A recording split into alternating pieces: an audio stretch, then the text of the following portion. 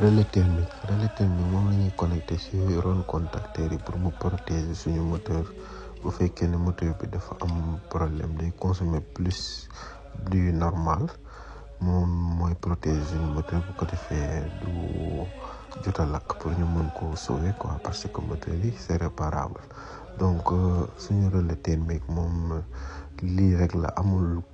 moom du couper contact du dagg contact seulement que dafa am ay contact auxiliaires yu ndaw yi nga xamante ne moom mooy normalement fermé ak normalement ouvert mais ci biir fii amul ay contact yoo xamante ne moom mooy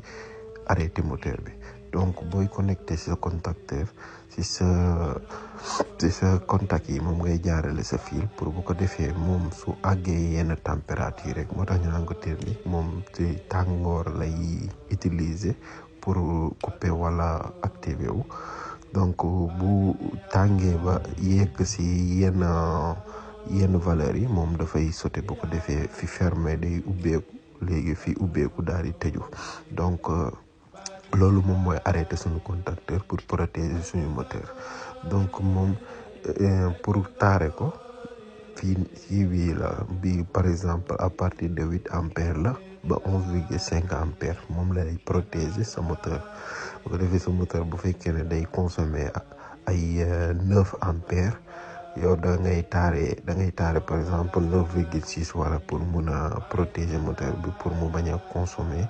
li nga xam ne dafa ëpp lu mu war a consommer normalement léegi bouton bi moom mooy pour tester ko la pour tester sunu relais ba xam mu ngi fonctionner correctement d'accord léegi bu fekkee ne moom dafa sauter bii moom moo koy réarmer d'accord boo xoolee test bi moo nekk nii pour réarmer mooy nekk nii mais moom dafa am aussi beneen bouton boo xamante ni moom la ñuy def H ak A H bi li muy signifier mooy bu relais bi sauter yow yaay ñëw armé waat ko yow yaay ñëw bës bouton bi pour mu armé waat tant que ñëwoo bës bouton bi moom du armé waat mais bu fekkee ne da nga ko def automatique moom bu tàngee rek bu dépassé ampères yi nga ko taare rek day couper donc bu couper ba affaire yi seddaat ba nga xamante ne moteur bi am na température bu adéquate pour mu mën a tàkk moom day armé waat boppam donc automatique bi pour mu armé waat boppam la H bi pour du armé waat boppam manuel lay doon moom yooyaa koy ñëw armé waat donc loolu moom mooy suñu